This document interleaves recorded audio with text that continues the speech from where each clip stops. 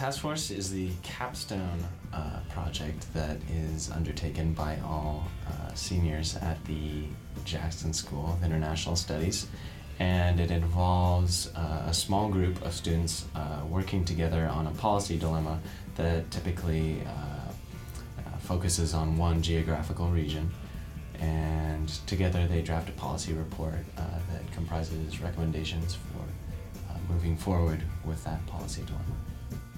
This particular task force studied REDD+, which stands for Reducing Emissions from Deforestation and Forest Degradation, plus the enhancement of forest carbon stocks. REDD+ is a UN program that aims to incentivize forest conservation over destructive environmental practices such as the creation of palm oil plantations through deforestation. I think task force is really important as part of the Jackson School curriculum because it gives students a chance to really do something professional, to feel like their work is not only affecting more than an audience of one, a TA or a professor, but that it's being held to just a higher degree, a higher standard. We were led in this task force by Professor Soraya Afif and Celia Lau, whose professional relationship has gone back 2 decades, and this relationship really led to the unique collaboration experience that we had during task force. So I've been working with Soraya Afif for about 20 years. We had the same graduate advisor when we were in graduate school. And I think after examining the issues involved in collaboration in an academic way, in a theoretical and conceptual way for a long time, this was our first chance to really put together an actual instance or a moment of collaboration where Americans and Indonesians, in this case students, were working to solve a problem together. And so it was really a chance for us to institute the ideas and theories that we had been studying and thinking about for such a long time. The Indonesian Traveling Task Force was really a unique experience, partially because it was the first of its kind.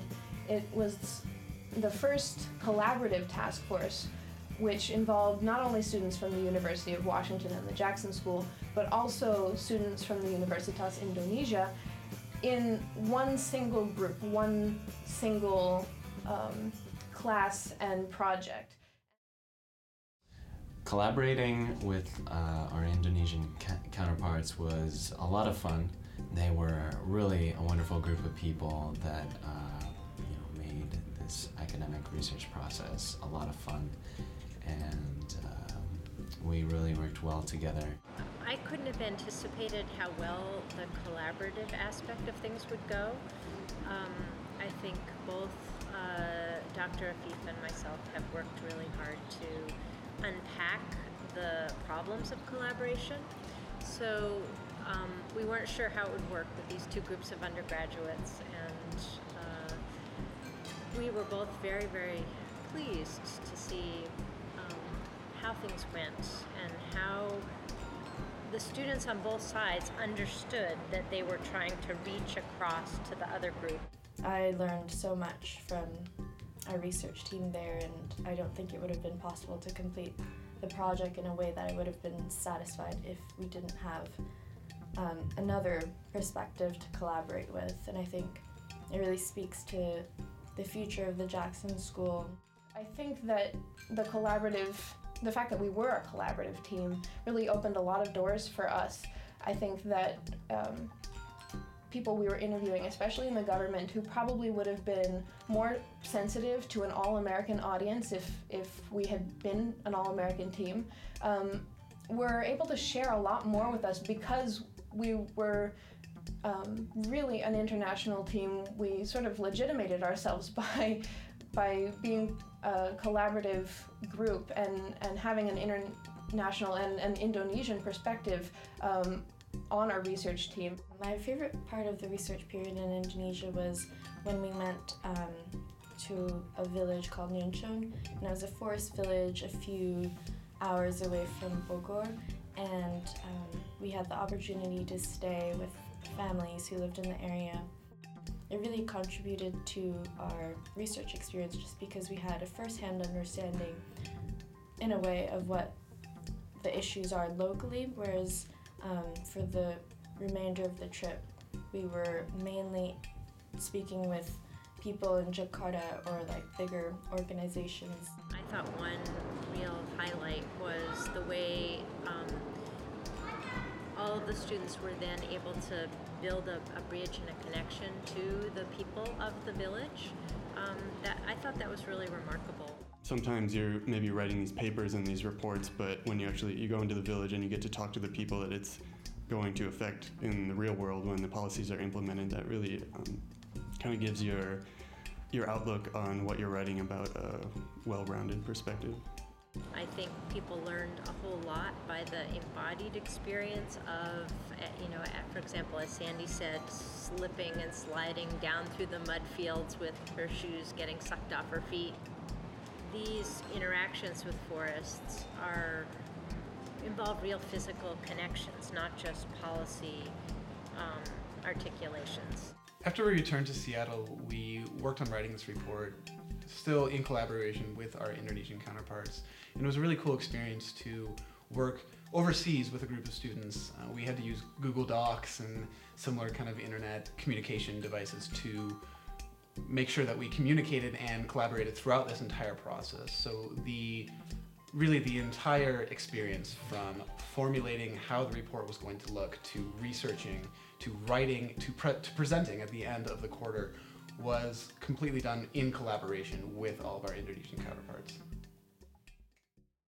As a person who wants to go into global environmental politics as a career, as a profession, this task force was absolutely foundational.